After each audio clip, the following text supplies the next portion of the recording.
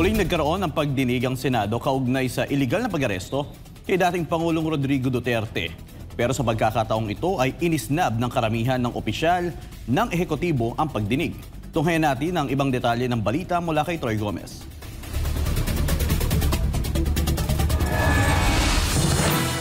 Matapos mapahiya ang mga opisyal ng administrasyon sa nakaraang pagdinig, ay puro bakanteng upuan na lamang ang makikita sa ikalawang pagdinig ng Senado kaugnay sa umano'y iligal na pag-aresto kay dating Pangulong Rodrigo Duterte. Matatandaan, nauna nang nagpadala ng liham sa Executive Secretary Lucas Bersamin para sabihin na hindi ito dadaluhan ng mga opisyal ng ehekutibo. Sa nasabing pagdinig, naisa na silang questionin ni Senador Amy Marcos kaugnay sa presensya ng International Criminal Court o ICC sa Pilipinas, 1 taon o ilang buwan pa bago hinuli si Duterte. Nais tumbukin ng senadora na talagang matagal nang pinaghandaan at magkasamang kumikilos ang Administrasyong Marcos Jr. at ICC. Mayo pa lang, pinaplano na yata ito. At kahit sinasabi ng ating kagalang-galang Secretary of Justice, sana narito siya, sabi niya, labas-masok ang dayuhan sa Pilipinas.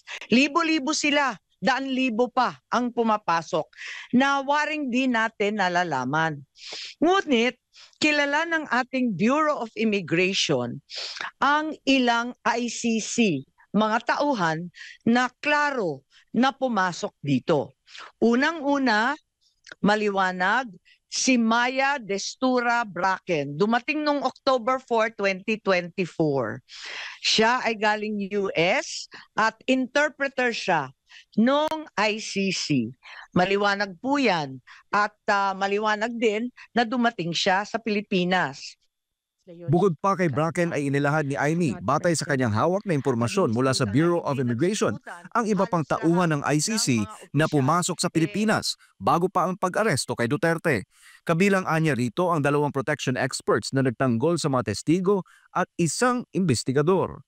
Dahil dito ay nais ni Amy na ipasabina ang ilang mga opisyal ng gobyerno para makadalo sa susunod na pagdinig.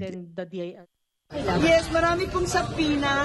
Tulad ng sinabi ko kanina, kung ang sigaw ng taong bayan para kay dating Pangulo, Presidente Duterte, ay bring him home, ang sigaw ko naman sa ehekutibo, bring them here sa Senado para may testigo tayo at maliwanagan ang mga tao.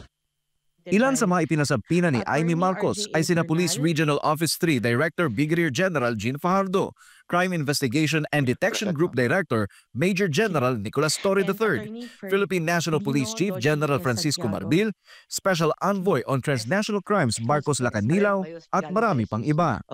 Ayon sa senadora, una na siyang nagpapirma o nagpapaaproba ng sabina kay Senate President Francis Chis Escudero, ngunit tila walang nangyayaring aksyon.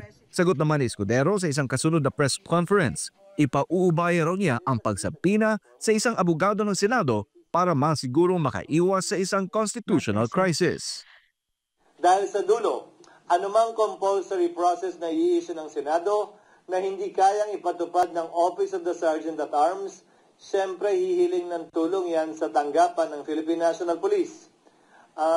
Paano mo ipapatupad yon kung hindi sumasang-ayon ng executive doon? Para sa Diyos at sa Pilipinas kumahal, Troy Gomez nag-uulat, SMNI News.